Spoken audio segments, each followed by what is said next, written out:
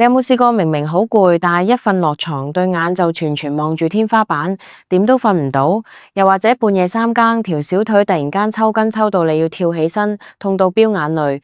最慘嘅係，有時你會覺得個心撲通撲通咁亂跳，好似想跳出嚟咁，心慌慌囉囉攣。但係去睇醫生，照晒心電圖，醫生又話你個心冇事，報告一切正常。如果你或者你屋企嘅長者有呢啲情況，千祈唔好以為只係年紀大或者壓力大，其實好大機會係你身體入面缺少咗一種好重要但係成日被忽略嘅礦物質，嗰樣嘢就係鎂。今日我想同大家詳細傾下呢個缺鎂嘅問題。好多人以為補骨就一定要補鈣，但係你知唔知道，如果你淨係補鈣而唔補鎂，啲鈣其實係入唔到骨，反而會喺血管入面造成鈣化，增加心臟病嘅風險。所以鎂喺醫學界有個花名叫做天然安定劑，佢唔單止可以放鬆神經，幫助睡眠，仲係保護心臟嘅守護神。我哋先講下點解咁多香港人會缺鎂。根據一啲營養學嘅研究，全球其實有超過60%，即係60個百分比嘅人都有唔同程度嘅缺鎂。點解會咁？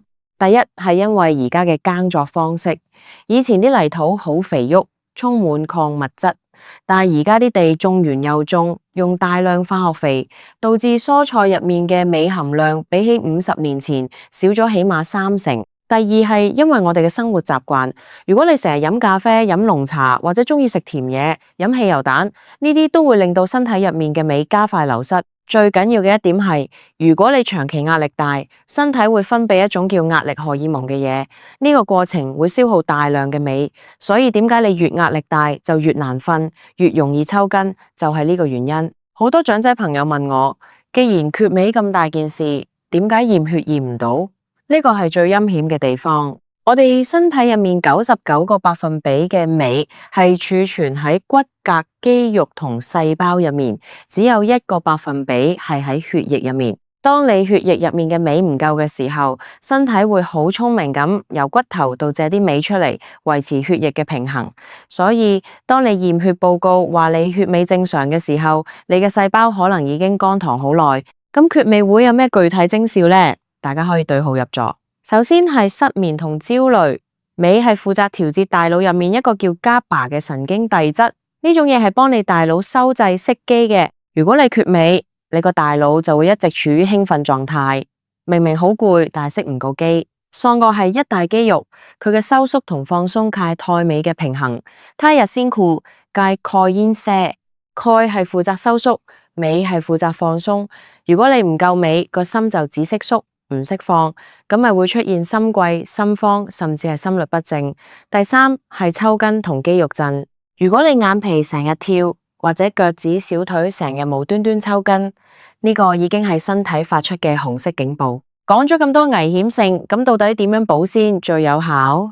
其實最好嘅方法一定係食天然嘢。今日我就要推介3種護心食物，佢哋簡直就係天然嘅安定劑。第一種係深綠色嘅蔬菜，特別係菠菜。點解一定要深綠色？因為鎂係葉綠素入面最核心嘅成分。想象下，如果冇咗鎂，植物就冇辦法進行光合作用，就會枯萎。所以啲葉越綠，鎂嘅含量就越高。我建議各位長者每日起碼要食一碗熟嘅深綠色蔬菜。如果你怕菠菜有草酸會導致結石，可以先用滾水擦一擦佢，去咗啲草酸先再炒或者白灼，咁就食得安心又放心。第二種係南瓜子同埋堅果類。南瓜子係所有堅果入面鎂含量數1數2高嘅。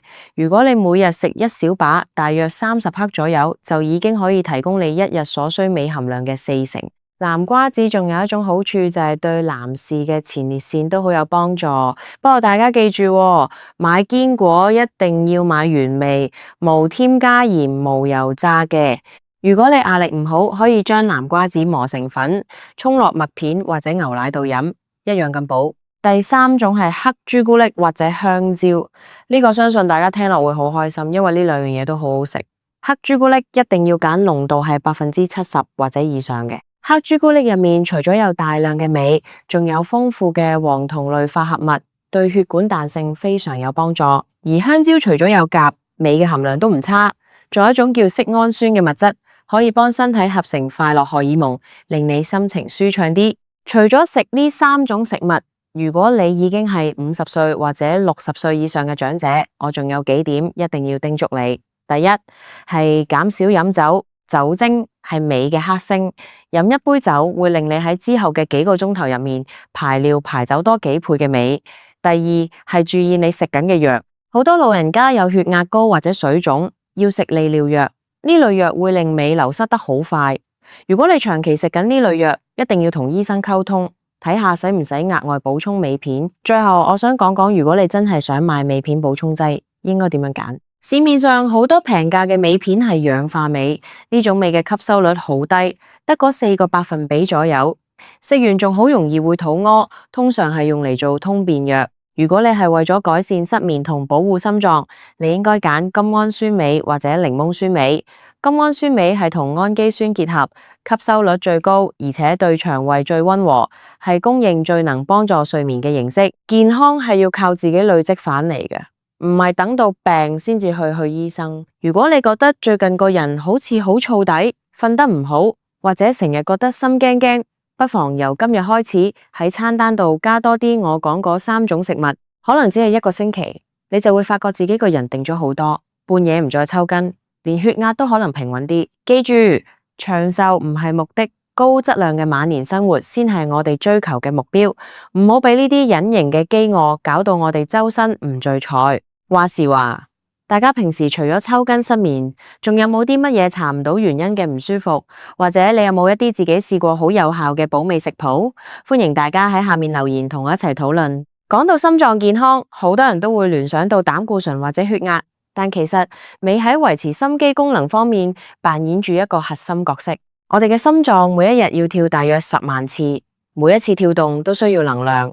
鎂就係生產能量嘅過程入面不可或缺嘅火花腮。如果冇咗鎂，你食幾多嘢入去，細胞都冇辦法將佢轉化為動力。尤其係對於有心律不齊症狀嘅朋友，鎂嘅重要性甚至大過藥物。醫學研究顯示，當人體處於缺鎂狀態時，心肌細胞入面嘅鉀離子會流失，而鈉離子同鈣離子會過度湧入。呢種離子平衡嘅失調，會直接導致心臟電信號紊亂。呢個就係點解有啲人明明心臟結構冇問題，但係成日覺得心跳漏咗一拍，或者跳得太快嘅原因。再講下血管，鎂係天然嘅鈣離子通道阻斷劑。如果你有睇開醫生或者有食血壓藥，你可能會聽過呢個名詞。好多降血壓藥嘅原理就係阻斷鈣離子入血管壁，等血管放鬆。而鎂天生就有呢個功能，佢可以抑制血管平滑肌嘅收縮，令血管擴張，從而自然咁降血壓。所以對於有初期高血壓嘅銀髮族嚟講，補充足夠嘅鎂，往往可以令血壓控制得更加理想。另外，我想特別提醒一啲有糖尿病或者血糖偏高嘅朋友，缺鎂同胰島素抵抗係一個惡性循環。胰島素要發揮作用，需要鎂嘅參與，而高血糖又會令到腎臟排出更多嘅鎂。數據顯示，大約有30%嘅2型糖尿病患者都有嚴重缺鎂嘅問題。如果你發現自己戒咗甜食，食咗藥，血糖都係反反复复，咁你就要睇下自己係咪缺鎂啦。喺香港呢個節奏咁快嘅社會，我哋嘅飲食文化其實好容易令到鎂入不敷出。